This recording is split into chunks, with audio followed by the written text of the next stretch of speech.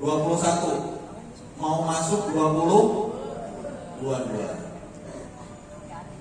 Katanya mau masuk 23. Kayaknya 22. Kirain mau lebaran lebih cepat. Ya.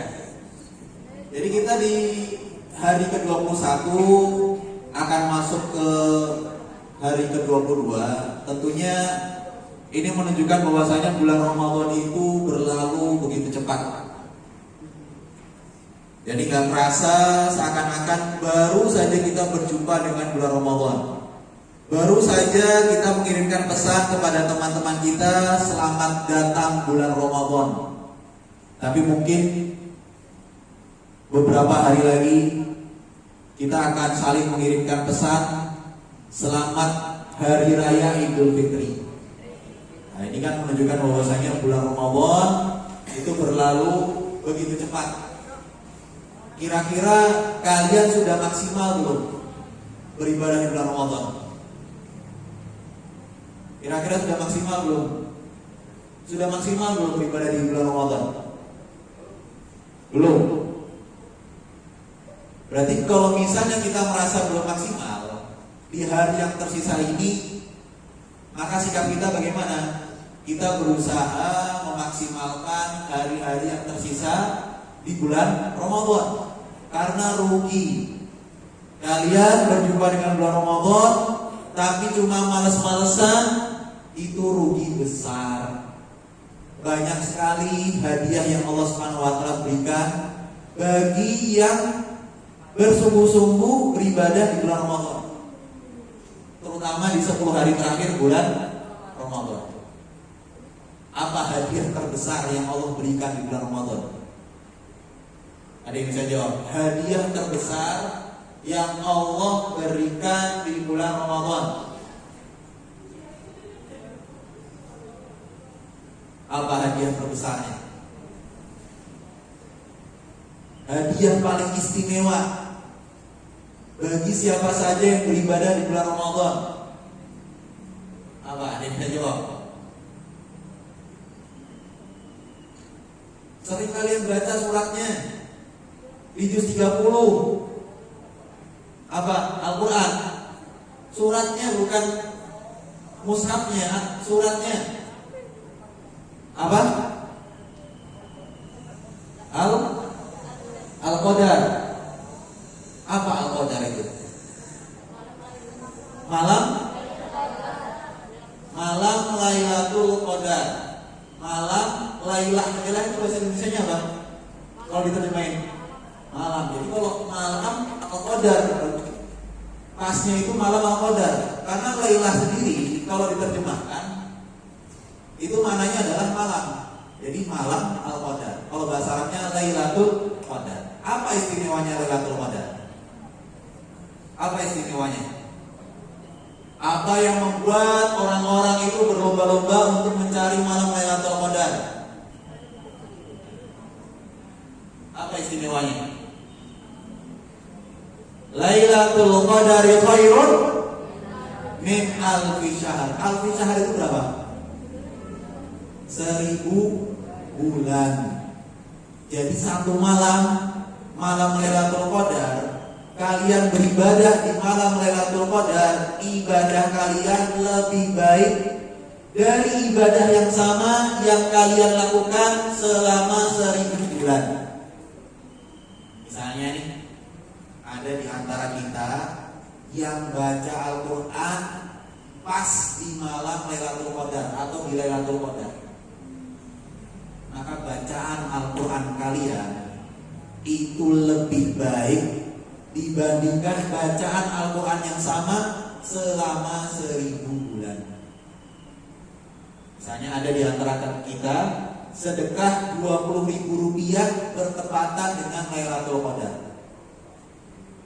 maka 20.000 yang kita keluarkan itu lebih baik daripada 20.000 yang kita keluarkan selama 1000 bulan. Jadi kalau misalnya kalian 1000 bulan konsisten mengeluarkan 20.000 sedekah, maka sedekah 20.000 yang kalian keluarkan di malam Lailatul Qadar itu lebih utama, lebih berat timbangannya di sisi Allah Subhanahu wa taala. Kira-kira kalian pengen gak mendapatkan pahala beribadah di Lailatul Qadar? Pengen gak? Kalian cuma fokus ibadah di satu malam saja, dari ibadah Isya sampai sebelum subuh. Pahalanya itu mengungguli ibadah yang sama yang kalian kerjakan selama 1000 bulan. 1000 bulan, kalau dihitung dengan hitungan tahun berapa tahun? 83 tahun lebih. Siapa dari kita yang menjamin umur kita sampai 83 tahun? Umur umat Nabi Muhammad itu, umur umat Nabi Muhammad rata-rata antara 60 sampai 70 tahun. Jadi kalau misalnya kalian punya mbak, punya kakek, umurnya lebih dari 70 tahun, itu bonus dari Allah. Karena kebanyakan umat Nabi Muhammad umurnya antara 60 sampai 70 tahun. Sedangkan pahala Lailatul Qadar itu 83 tahun. Ya kalau misalnya kita nih dapat umur 83 tahun, kepotong sama waktu bayi, kepotong dengan waktu sebelum balik, kepotong dengan waktu tua. Orang kalau sudah tua itu ibadahnya gak bisa maksimal sebagaimana kalian muda. Jadi ini adalah hadiah besar dari Allah. Dan Lailatul Qadar itu adanya di 10 hari terakhir bulan Ramadan.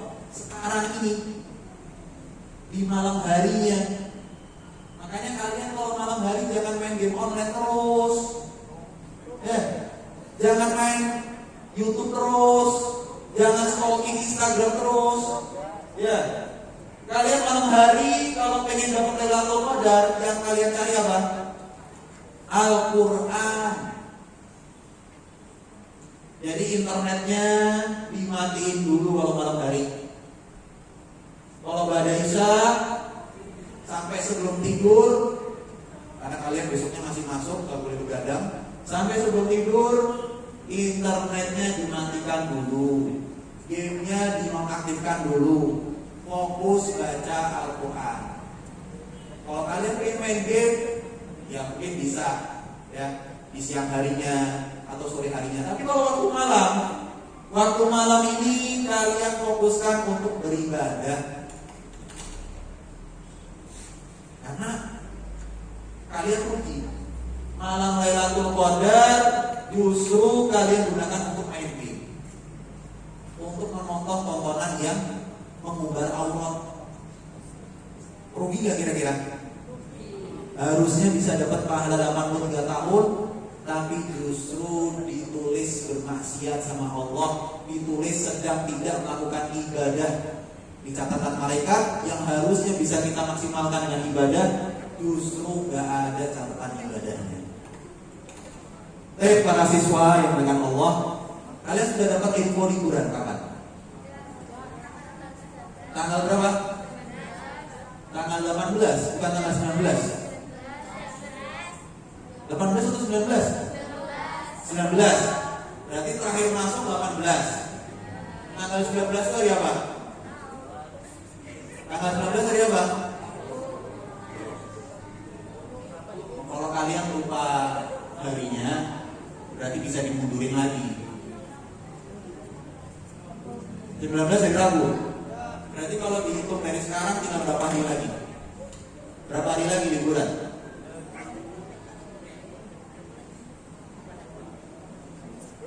Berapa hari lagi liburan?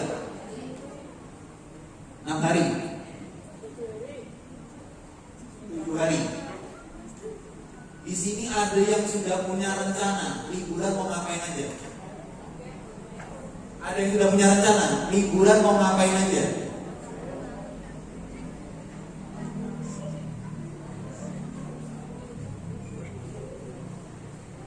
Ada yang sudah punya rencana liburan mau ngapain aja? Siapa di sini yang liburan rencananya cuma tidur-tiduran aja? Siapa di sini yang liburan rencananya cuma pengen rebahan saja? Siapa? Yang kaum rebahan siapa? Hah? Kamu pengen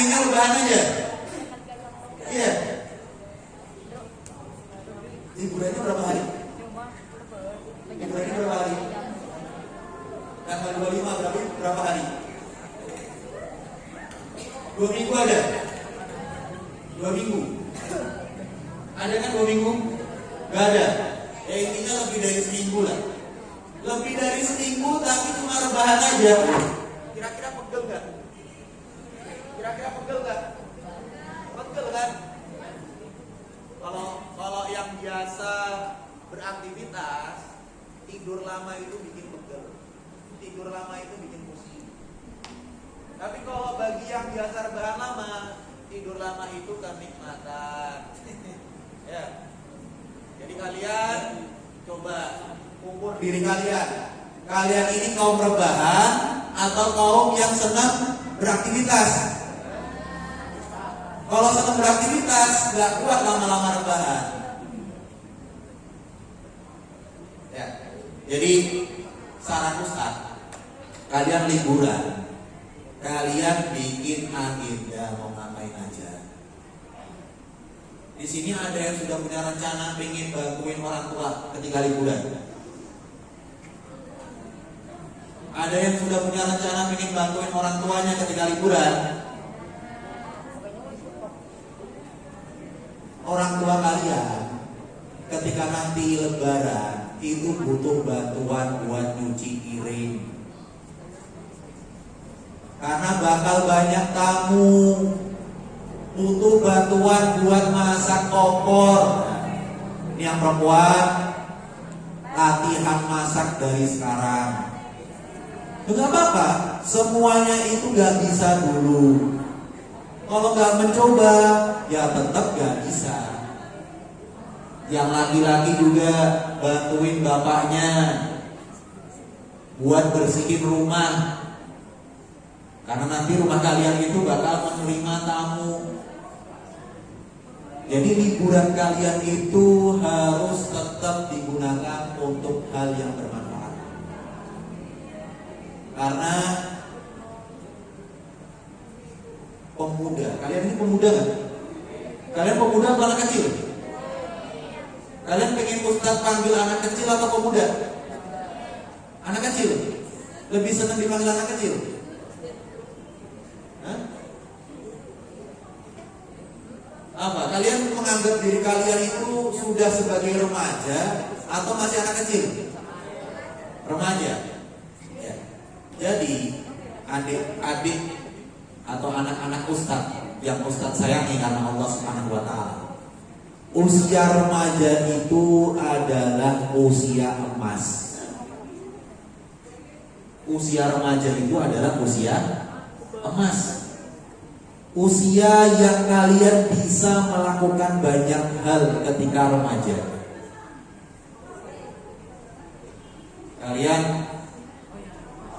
Kamu misalnya, kamu kuat gak kira-kira keliling lapangan 15 kali? Lapangan depan itu kuat gak kira-kira? 15 kali kuat. Kalau usiamu sudah 60 tahun, kira-kira kuat gak keliling lapangan depan 15 kali? Kuat gak? Kenapa gak kuat? Karena sudah tua. Jadi kalian ini remaja, pemuda, kekuatannya itu lebih banyak dibandingkan orang-orang yang usianya lebih dibandingkan kalian. Jadi banyak hal yang bisa kalian lakukan. Eman-eman rugi kalau cuma buat rebahan. Rugi kalau cuma buat banyak main game. Harusnya banyak ibadah yang bisa kalian lakukan. Harusnya banyak kebaikan yang bisa kalian lakukan. Saya kasih tahu ya, saya kasih tahu. Kalian nanti di hari kiamat, ketika sudah menghadap Allah Subhanahu wa Ta'ala, tidak diizinkan bergeser dan ke tempat lainnya, berpindah ke tempat lainnya, kecuali setelah ditanya 4 pertanyaan oleh Allah. Akan dimintai pertanggungjawaban dengan 4 pertanyaan. semua dari kita. Semua dari kita nanti kalau sudah meninggal dunia, semuanya bakal ditanya dengan 4 pertanyaan. Pertanyaan pertama, kita semua akan ditanya umur kita untuk apa kita habiskan. Jadi kalian selama hidup di dunia 30 tahun, 40 tahun, 50 tahun, 60 tahun, selama itu akan ditanya oleh Allah, umur yang sudah Allah berikan itu kalian gunakan untuk apa? Pertanyaan kedua, masa muda kalian maksimalkan untuk apa? Umur. Yang pertama apa? Umur. Yang kedua apa? Masa muda. Yang ketiga, ilmu kalian untuk sudah kalian amalkan atau belum?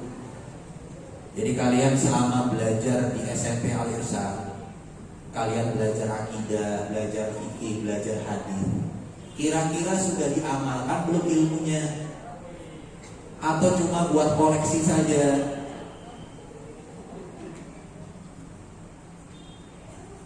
Ilmu ketika hadir di majelis ilmu, adab-adabnya sudah diajari belum?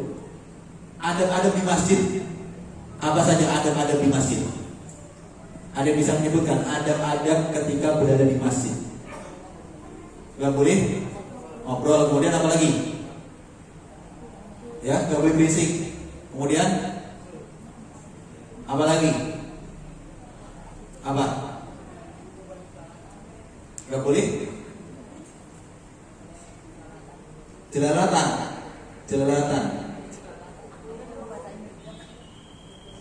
Ya, kalian sudah tahu kan adab-adab di masjid. Tapi apakah ilmu yang kalian sudah ketahui itu sudah kalian amalkan? Ya, ini nanti akan ditanya oleh Allah. Ilmu yang kalian pelajari itu berapa persen yang kalian amalkan? Yang ketiga kan tentang ilmu. Yang keempat tentang harta. Harta kalian itu kalian dapat dari mana dan kalian gunakan untuk apa? Siapa? Yang bisa ngulangin 4 pertanyaan ini siapa? Siapa yang bisa mengulang 4 pertanyaan ini? Dapat hadiah dari Ustaz. Siapa? 4 pertanyaan. Jadi 4 pertanyaan Ustaz sebutkan. 4 pertanyaan yang akan ditanya oleh Allah pada hari kiamat. Apa? Yo ngacung. Yo Mbak, jawab. Yang bisa hitung sampai 5. Kalau nggak ada yang jawab berarti hadiahnya nggak usah bagikan. 1, 2, 3, 4. Yo yang cewek. Dan nih yang nggak ada ya? Ya. Kamu. Ya. 2. Doktora. Yang pertama apa?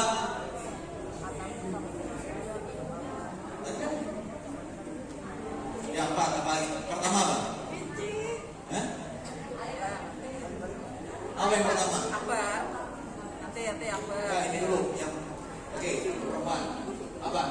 Ini terakhir yang perempuan kalau nggak bisa langsung ke laki-laki. Ya, apa? Umur pertama umur, yang kedua 3.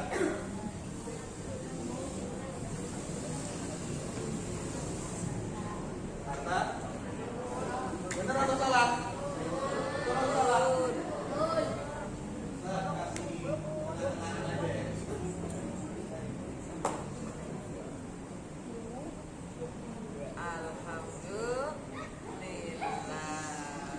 Terima kasih Ustaz. Bilang Mbak. Lagi umroh. Jadi ada 4 hal yang akan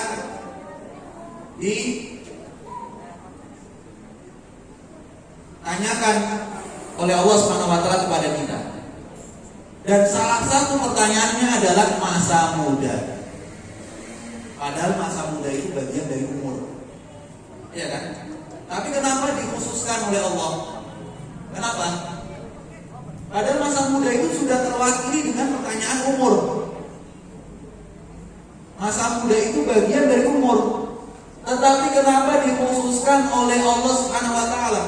Kenapa Allah secara khusus bertanya masa muda kita untuk apa? Ini menunjukkan bahwasanya masa muda itu adalah masa paling istimewa dalam perjalanan hidup manusia. Allah gak bertanya tentang masa tua. Allah gak bertanya ketika kita masih kecil, kita ngapain aja. Yang ditanya oleh Allah secara khusus adalah masa muda. Kalian sekarang ini, apa yang kalian lakukan ketika SMP, ketika SMA, ketika kuliah, nanti akan ditanya oleh Allah, akan dimintai pertanggungjawaban oleh Allah. Kalian kira-kira siap nggak jawabnya? Allah bertanya masa muda kalian gunakan untuk apa? Kemudian kalian merasa malu di hadapan Allah karena masa muda kalian lebih sering bermaksiat. Kan ada foto yang sering digunakan oleh para pemuda. Muda foya-foya, tua kaya raya, mati masuk surga. Jadi moto yang sering digunakan itu muda foya-foya, tua kaya raya, mati masuk surga. Bagaimana mungkin mati masuk surga sedangkan mudanya gak pernah beribadah kepada Allah? Karena ada hukum sebab dan akibat. Kalian pengen masuk surga harus ada sebabnya. Sebabnya apa? Sebabnya banyak beribadah. Faktor kesuksesan seseorang, ditentukan dengan masa mudanya.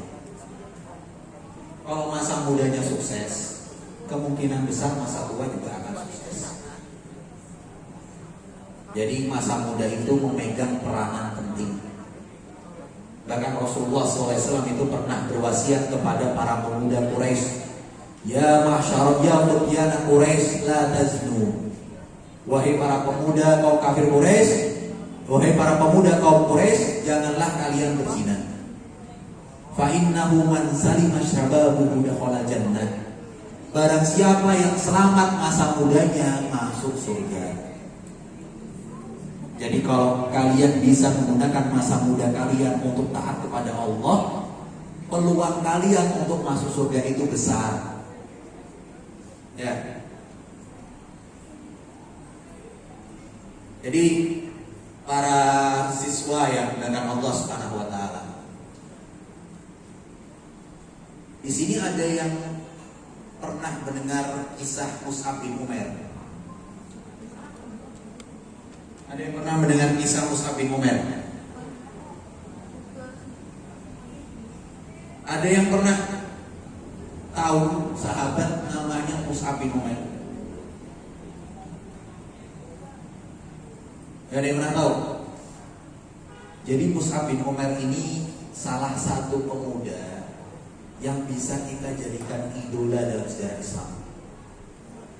Mus'ab bin Umair. Mus'ab bin Umair ini salah satu sahabat Nabi Muhammad Sallallahu Alaihi Wasallam.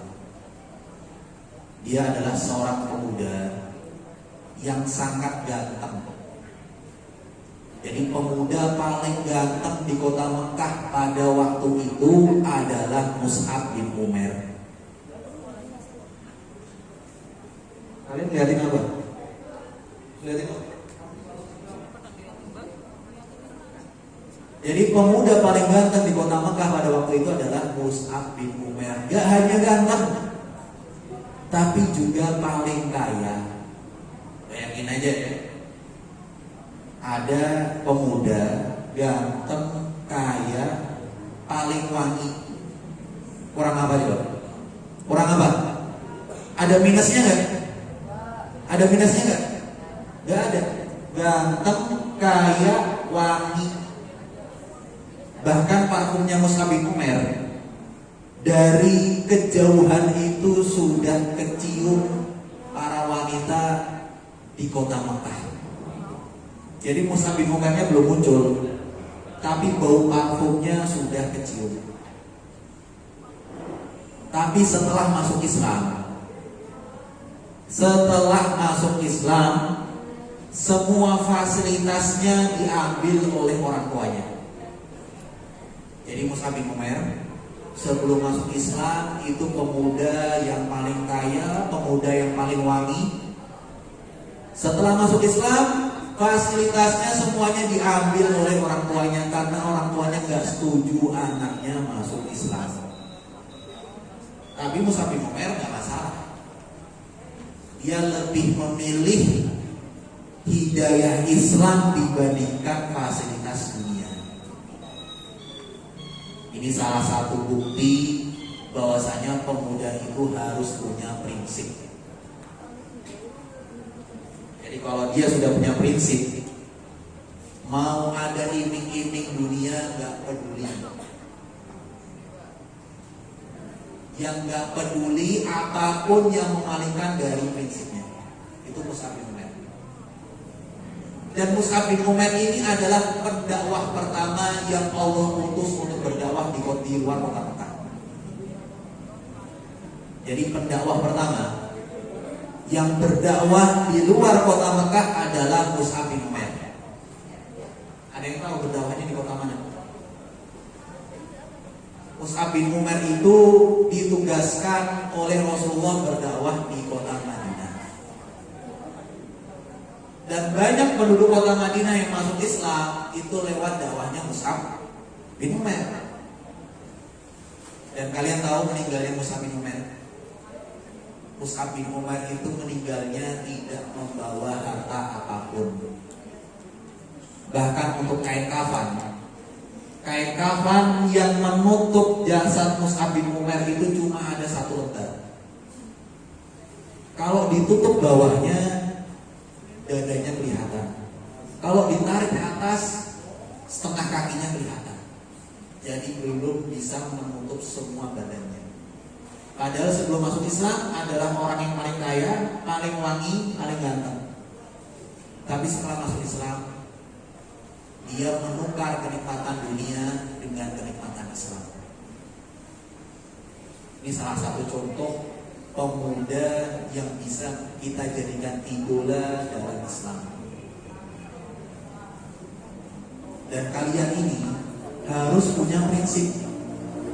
Kalian ini harus semakin mendekatkan diri kepada Allah.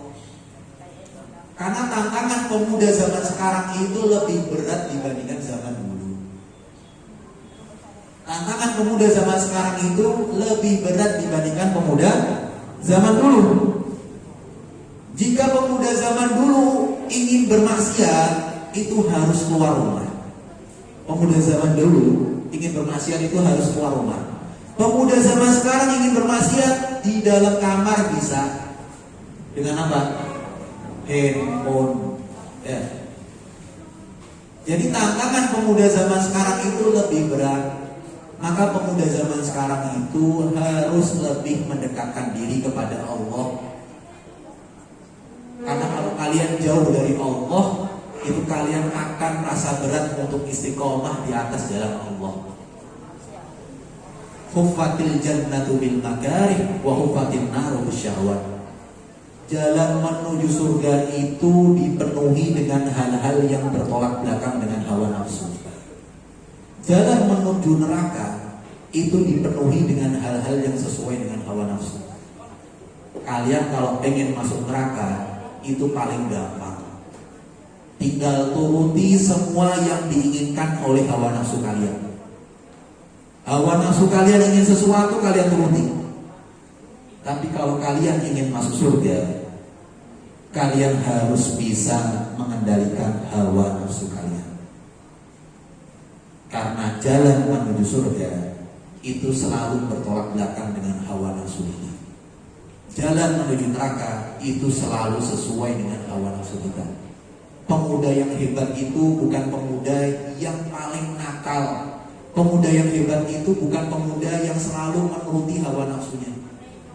Pemuda yang hebat itu adalah pemuda yang bisa mengendalikan hawa nafsunya. Karena jika pengen nakal, jika ingin bermaksiat, itu mudah. Apa yang diinginkan hawa nafsu kita turut. Tapi kalau ingin menjadi pemuda yang istimewa, itu adalah pemuda yang bisa mengendalikan hawa nafsunya, bukan pemuda yang menjadi budak hawa nafsunya. Ya, mungkin sekian yang bisa Ustaz sampaikan. Ya, jadi mohon maaf ya, tidak bisa sampai jam 5 karena Ustaz ada agenda lainnya. Jadi intinya kesimpulannya walaupun kalian berada di rumah, walaupun kalian tidak diawasi oleh ustadz-ustadz kalian secara langsung, walaupun peraturan di rumah itu berbeda dengan peraturan di sekolah, kalian harus berhasil mengendalikan hawa nafsu kalian. Kalian harus berhasil mengendalikan hawa nafsu kalian. Kalau kalian di sekolah, kalian dibantu dengan peraturan-peraturan sekolah. Kalian di sekolah, kalian diawasi secara langsung oleh ustadz-ustadz kalian. Sholat diingatkan. Ada peraturan-peraturan yang mencegah kalian untuk bermaksiat. Tapi ketika di rumah, itu peraturannya tidak sebanyak peraturan di sekolah. Pengawasannya tidak sekuat pengawasan ketika kalian di sekolah. Maka yang harus berjuang adalah diri kalian. Wallahu ta'ala a'lam bishawab. Syukran. Assalamualaikum warahmatullahi wabarakatuh.